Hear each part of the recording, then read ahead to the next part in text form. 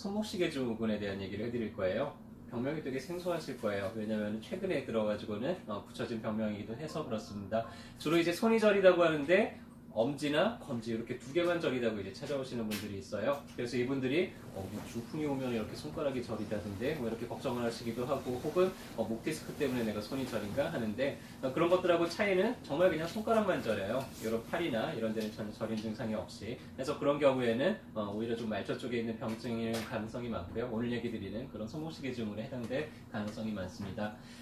우리 팔로 가는 신경들이 큰 가닥이 한 3가지 정도가 있는데, 그 중에서 요골신경병증에 해당이 돼요. 요골신경은 요 팔뚝 바깥쪽을 돌아서 팔꿈치를 돌아서 이렇게 엄지하고 검지 쪽으로 내려가는 게 이제 요골신경인데요.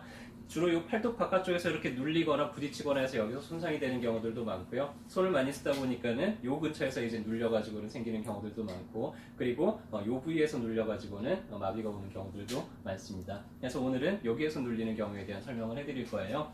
원인은 말 그대로 손목시계가 원인이 돼요. 손목시계를 꽉 차다 보니까 여기가 꽉 눌려서 이 신경이 눌리고 손상이 되는 경우예요. 혹은 엎드려서 자는데 여기를 이제 배고 누워서 자다가 일어나 보니까 이제 손이 마비가 되거나 좀 저린다든지, 아니면 일을 하는 과정 중에서 어디 부딪히거나 아니면 손을 너무 많이 사용을 해서 손상이 되는 그런 경우들도 있습니다.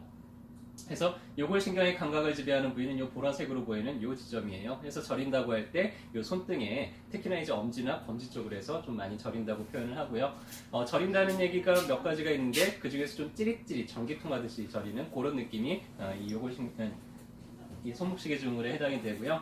운동신경이 마비가 되면은, 감각신경이 마비가 되면은 좀 찌릿찌릿하게 되고요. 혹은 감각이 아예 둔해서 남의 살 같아지기도 하고, 운동신경이 마비가 되면은 손가락을 벌리는 힘이 상당히 약해지게 돼요. 그래서 뭔가 물건을 집을 때 약간 이렇게 억지로 손목을 써가지고는 좀 집으려고 한다든지, 이런 특징들이 이제 나타나게 되는데요.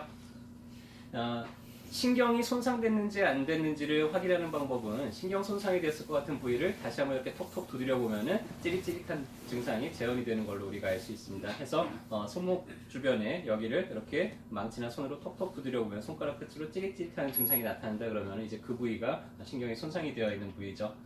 그래서 이런 것들을 예방하기 위해서 평상시에 손을 좀 자주 이완을 시켜주고 좀 풀어주고 하게 되면은 이런 증상들을 좀 예방을 할 수가 있고요. 혹은 내가 좀 손이 평소에 자주 저린다든지 손마디가 아프다 그러면은 좀 손을 평소에 잘 운동을 해줄 필요가 있습니다. 그래서 손목을 좀 구부려주기도 하고요.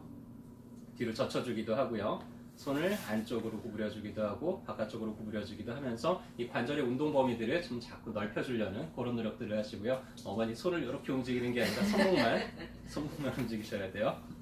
네, 그렇게 하기도 하고, 손가락을 좀 이렇게 쭉 펴주기도 하고 오므려주기도 하고요. 다음에 손목을 쭉 젖혀서 스트레칭을 해주기도 하고, 손등을 구부려서 이렇게 쭉 스트레칭을 해주기도 하고요. 손가락 끝만 이렇게 구부려가지고는 텐션들을 좀 주기도 하고요.